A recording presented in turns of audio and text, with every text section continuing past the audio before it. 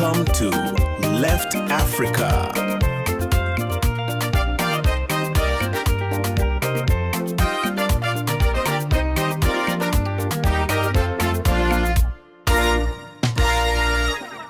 Imagine you write the definitive rulebook for global tech ethics. You publicly promise the entire world that your company will never, ever build tools for warfare. And then at like 3 in the morning on a random Tuesday, you quietly log on to your website, highlight that specific promise, and just hit delete. Yeah, you just wipe it from the internet. Exactly. Completely gone. So today we are tracking the secret 8-year arc of how Google dismantled its own firewall. Welcome to today's deep dive.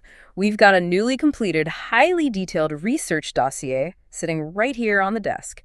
It is dated June 21st, 2026, and it's titled The Gemini Full Burn: How Google Became the Pentagon's AI Arm. And, the premise of this dossier goes way beyond just a standard corporate pivot. I mean, we are really examining what happens when the architecture of trust within the tech industry structurally collapses. Right, because for years, the public and you listening to this right now, you've basically relied on these massive tech companies to self-regulate, right? Yeah. To set their own boundaries. Exactly. And this research maps out the exact timeline of what happens when that self-regulation collides head-on with the classified military-industrial complex. So our mission today is really to cut through the noise. We want to deliver the core insights from this dossier. We need to look at how the company that originally set the ethical baseline for the entire artificial intelligence industry ended up literally handing the keys over to the U.S. Department of Defense. Yeah, but to truly understand the weight of this new 2026 classified deal, we have to rewind first. We need to go back to 2018. Okay, 2018. Right, we have to look at the baseline they established back then before we can understand how they took it apart. 1918 is really the anchor point for this whole timeline. And the central event was something called Project Maven. Project Maven, right. Yeah, this was a Department of Defense initiative. Wow. See, the military had this massive logistical problem. They were collecting thousands of hours of drone surveillance footage every single day. Which is way more than human analysts could ever actually watch. Oh, absolutely. Impossible to process manually. So they contracted Google to provide artificial intelligence, specifically computer vision algorithms, to automatically scan all that footage. The goal was to identify vehicles, buildings, and, potential targets. But when the Google workforce actually found out about this, they completely flipped. I mean, they staged a massive, highly visible walkout. Yeah, thousands of employees protested.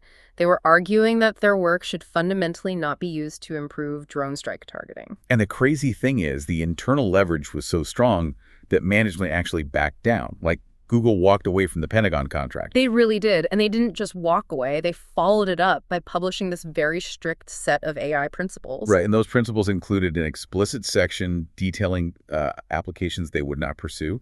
They specifically banned the development of weapons and surveillance technology that violates international norms. And that document, it shifted the entire landscape. You have to remember, Google was the biggest player in the room back then. By publicly drawing a line in the sand and refusing military work, they created a permission space for the rest of the industry. A permission space. I like that phrase. Yeah, it basically gave smaller AI labs and competitors the cover to say, hey, we also have boundaries. If Google won't build weapons, we won't either.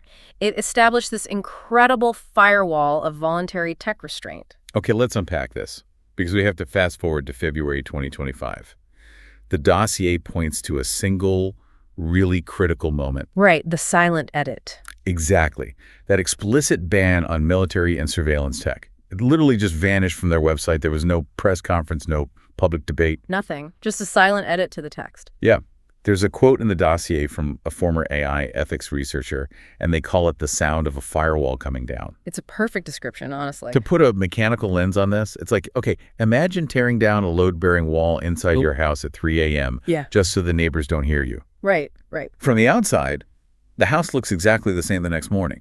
But the structural integrity keeping the roof up, it is entirely gone. That's a great analogy. And the landscape surrounding Google had shifted dramatically by early 2025, which explains why they did it. OpenAI was actively securing lucrative contracts with the Pentagon. Anthropic and XAI were maneuvering right into the defense space too. So Google was getting left behind. Exactly. They were facing a reality where standing by those old 2018 principles meant locking themselves out of literally billions of dollars in government spending. They needed to compete. But by quietly removing those guidelines, they sent a definitive signal to the defense sector. They basically said the era of self-imposed industry restraint is officially dead. It was over. And once that load-bearing ethical wall was removed, the deployment happened at lightning speed. Oh, totally. By the end of the year, the military wasn't just testing Gemini, they had fully integrated it. December 9, 2025, the Pentagon officially launches GenAI.mil. GenAI.mil, wow. Yeah. This is a platform powered directly by Google Gemini, and it is instantly rolled out to over 3 million personnel across all U.S. military installations worldwide. 3 million people. Overnight. They're using it for deep research, document formatting, processing raw video and imagery. The dossier actually includes this quote from Secretary of Defense Pete Hegseth. He says, "The future of American warfare is here," and it's spelled AI. Which is quite the statement. It is.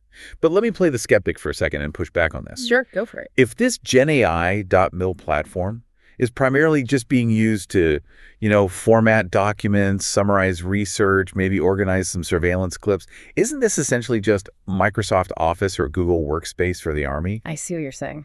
Like, why is this such a terrifying escalation if it's just administrative? It sounds like an advanced spell checker. Well, if we connect this to the bigger picture, we have to look at the underlying mechanics of what a large language model actually is. This is definitely not a spell checker processing text in isolation. Right. An enterprise-scale AI like Gemini, it's a pattern recognition engine.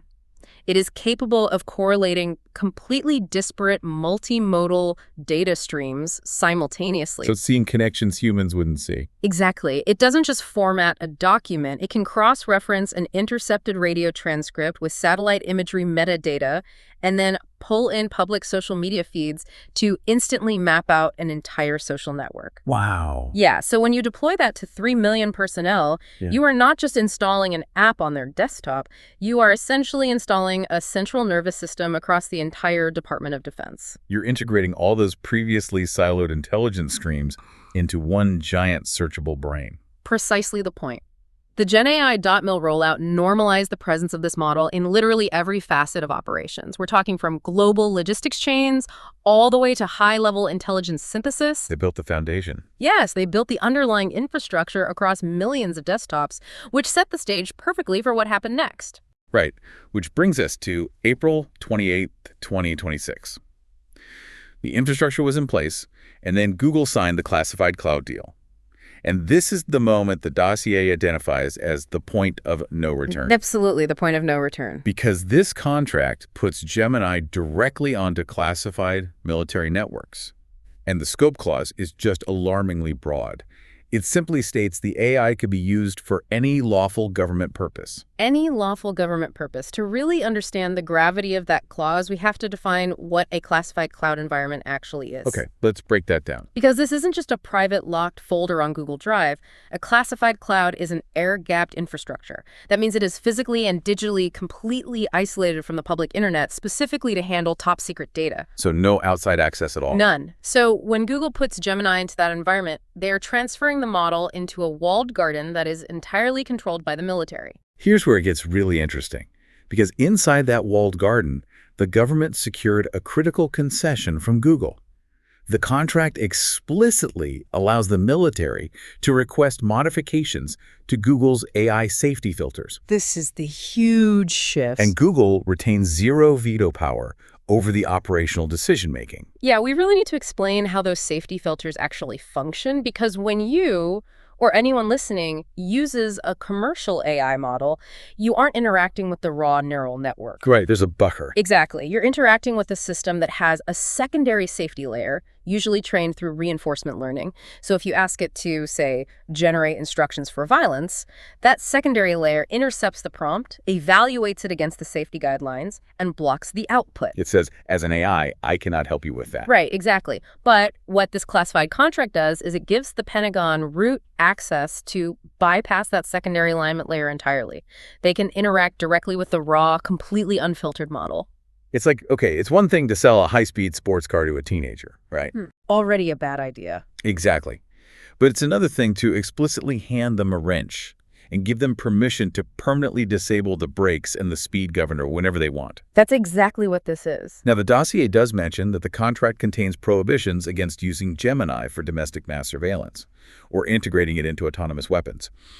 But, and this is a massive prohibition, but it explicitly defines those prohibitions as aspirational language. And aspirational language is such a vital legal distinction here. It basically represents words that outline a hope or, a general intention, but which carry absolutely zero binding enforcement mechanism. So it's just a suggestion. Basically, in the context of a classified defense contract, aspirational language is practically invisible. It evaporates the second you're in a classified briefing room. Unbelievable. And you mentioned autonomous weapons, so we should probably define that term real quick.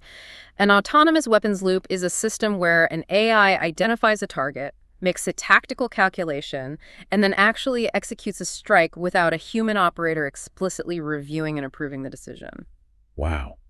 So if the military decides tomorrow that they need to bypass the safety filters and plug Gemini's raw analytical power directly into a drone swarm's targeting loop, there is literally no legal mechanism in this contract that allows Google to pull the plug. None. Because remember, the model is operating inside that air-gapped classified cloud. Google doesn't even have the technical access to monitor what the military is doing with it, let alone the legal right to stop them. They completely surrendered the off switch. They did. And this is a really stark contrast to the military contracts signed earlier by companies like OpenAI. Because even though those companies crossed the defense threshold first, they maintained hard, legally enforceable restrictions on specific use cases. Google just handed over the keys. So naturally, when the details of this classified deal began to surface internally at Google around May 2026, the workforce realized what had happened. They tried to repeat history. Right, the new protests. Yeah. Between 600 and 1,000 employees signed open letters addressed to CEO Sundar Pichai. They demanded a refusal of classified military work, essentially trying to recreate that 2018 Project Maven uprising we talked about. But the dossier details how this 2026 pushback just completely collapsed. It totally failed. Yeah, the internal dynamics of the tech ecosystem had fundamentally mutated over those 8 years. The workers just didn't have the same leverage anymore. The dossier isolates three main reasons for the failure. First, the massive tech layoffs leading up to 2026. That fractured the workforce and severely weakened employee organizing power. People were scared for their jobs. Absolutely. Second, the internal communication channels and message boards that were instrumental back in 2018. They had been quietly decommissioned by management. So it was incredibly difficult to rally thousands of workers quickly. They cut off their ability to talk to each other. Exactly. And third, the competitive landscape had completely shifted. Employees couldn't just threaten to leave and work for more ethical competitors because OpenAI, Anthropic, and xAI had already signed their own defense partnership. There was nowhere ethical left to go. Exactly. There's this heartbreaking quote in here from a Google DeepMind researcher speaking to Fortune magazine. They said, "Suddenly, the things I've pushed to improve might be used in very different ways with not enough oversight." Oh, man. That quote really captures the profound dissonance for these engineers. I mean, think about it. These are people who spend their entire careers fine-tuning these models for safety and alignment. Right. And suddenly they're confronted with the reality that their life's work is operating inside a classified black box with the safety rails legally and technically ripped out. But I want to pose a question about that industry landscape. Yeah. If OpenAI, Anthropic, and xAI had already signed military deals, right? They'd already normalized defense contracting. So why does this dossier treat Google capitulating specifically as the terminal blow to tech ethics? Didn't the ship already sail long before April 2026? Well, this raises a really important question about industry leadership. Because Google wasn't just another competitor joining the defense market. In 2018, Google authored the rulebook. They were the standard. Exactly. They were the entity that proved to the public and to regulators that it was actually possible for a tech giant to say no to the Pentagon. They built the original standard of voluntary restraint.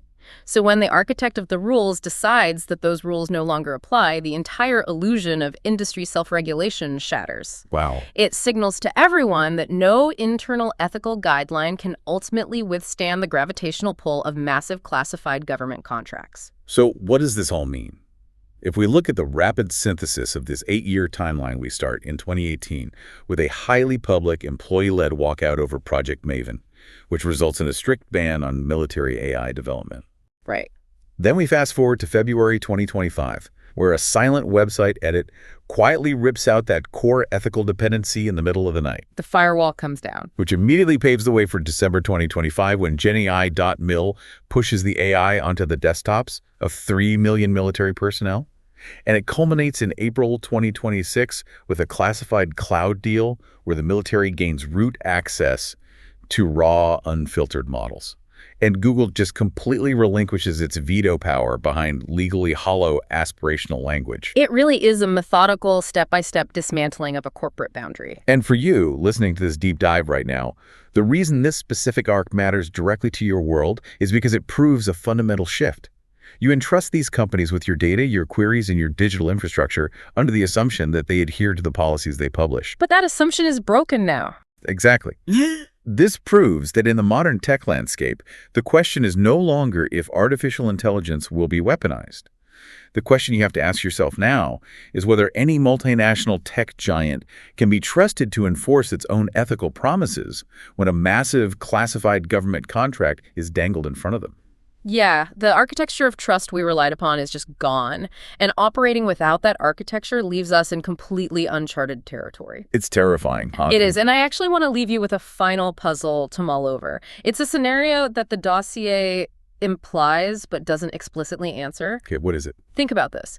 If we are now creating heavily modified government-controlled AI models, operating deep inside classified networks with their safety filters permanently disabled, what happens to these specific digital entities when the military inevitably deems them obsolete in a few years?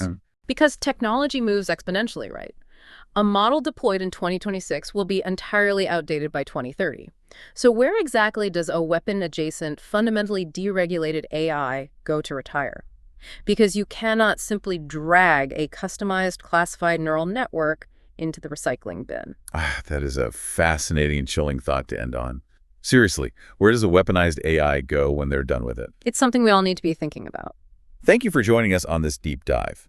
Navigating these hidden structural shifts is essential for understanding the infrastructure of the world we're walking into. Keep questioning the information around you and keep looking for the invisible dependencies that keep the system running. We'll catch you next time.